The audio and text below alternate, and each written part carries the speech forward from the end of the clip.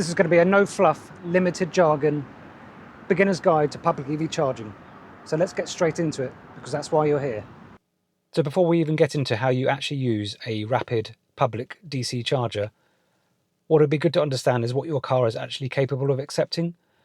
So what I mean by that is, so this Tesla Model 3 Performance I'm sat in right now can accept a maximum rate of charge of 250 kilowatts DC charging. Other manufacturers and other vehicles have different rates, some more, some significantly less. This will become apparent why this is important later on in the video. So I'm at this 150 kilowatt rapid DC charger, and I'm going to show you how easy it is to use. Most of the chargers have clear instructions on. You can pay by debit or credit card, which is probably the easiest way to get charging in terms of payment. But be advised, it will normally take a holding charge against your bank account, so normally like a £45, but I've seen higher as well. No different than what you'd get at a pay at pump on a petrol pump, so that's no different at all. Or the other way, and it's a way that I would advocate, is using Electroverse card, the RFID card, or you can use the Electroverse app. The reason for this is that, first of all, you won't get a holding charge against your bank account. And secondly, you can get slightly more discounts with using Electroverse than you can just by using your standard debit or credit card. So if I go to Home and click Connectors, so on this charger you've got a selection of CHAdeMO or CCS. CHAdeMO is more the older connector type, predominantly Nissan Leafs.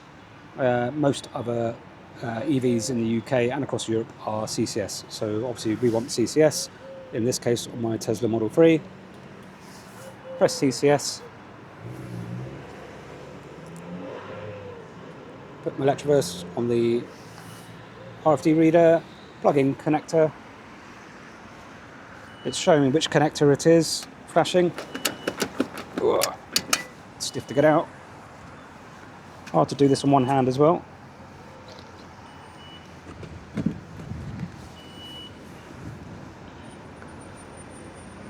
That should flash blue, and then it should go green once charging starts. I'm just going to go back to the screen, see what it says.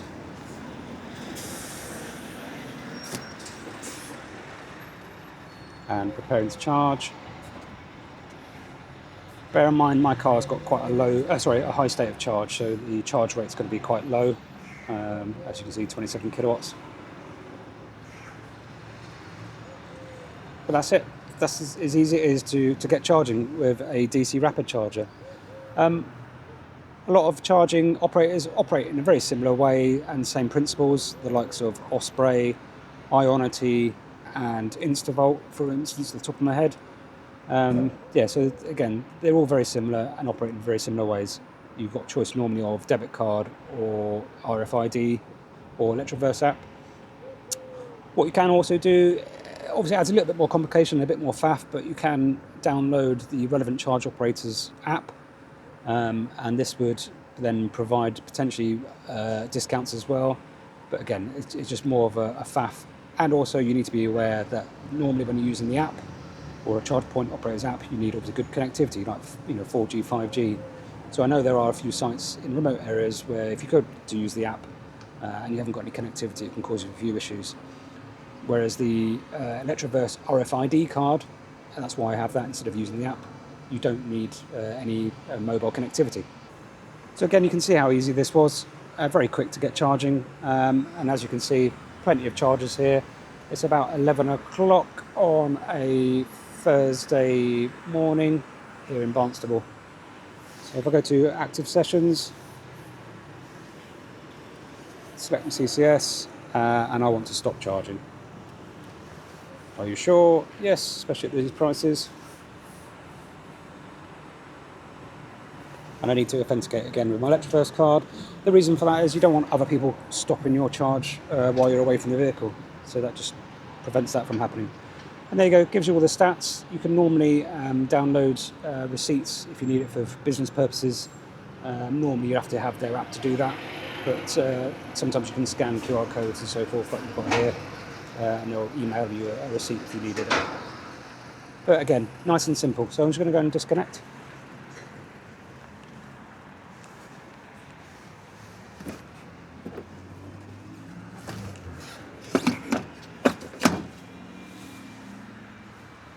So you can see at this site they've got 650 kilowatt chargers, and right at the end there 300 kilowatts. As mentioned, it's good to know what your car will accept maximum wise. There's no point plugging into a 300 kilowatt, you're never going to get that if your car won't accept it. So if you take, for instance, the new Renault 5, the smaller battery version, I believe, can only accept a rate of 80 kilowatts, and the larger battery version can only accept around about 100 kilowatts. The other thing to take into account is that sometimes you might actually get charged more for using a faster charger. Check out my video around Ionity when I plugged into a 50 kilowatt charger, which was half the price of a 350 kilowatt charger on the same site. So if you happen to wait a little bit more extra time, then yeah, you're going to be paying a hell of a lot less potentially. So a case in point is the Citroen Berlingo, which is sat at a 300 kilowatt charger, but can only accept 100 kilowatts maximum. So again, it pays to know what your vehicle can take in maximum charge rate. So I want to address some of the comments I get quite regularly about, wow, the EV charging is such a faff when I'm doing these demonstrations. Obviously, I'm trying to do it a little bit slower so I can obviously demonstrate to people watching, what they need to do and, impart some knowledge. But I'm here at another charger, EV on the Move. These are Tesla chargers, but rebranded as part of the EV on the Move EG group. But yeah, I just wanted to demonstrate how quick you can get charging. So what I'm going to do is just try and time this and hope this goes all right, or I'm going to get egg on my face. So if I start the charging, we'll start the stopwatch.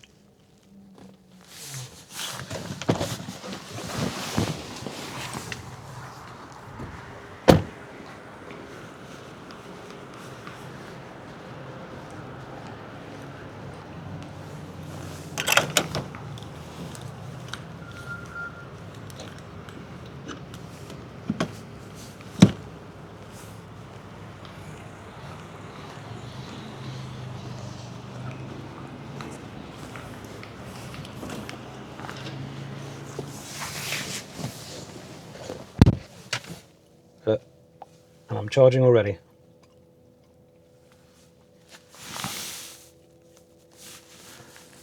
So hopefully that dispels some of the myths that charging your vehicle is a real faff. As you can see, I just literally plugged it in. By the time I walked back to the car and got in the car, it was already charging. So I hope you found this video useful. Please feel free to give this video a like and a subscribe. That would be really helpful to help this channel. Also, if you like this sort of content, then please check out the other videos that YouTube is recommending to you now. Thanks for watching, and catch you in the next one.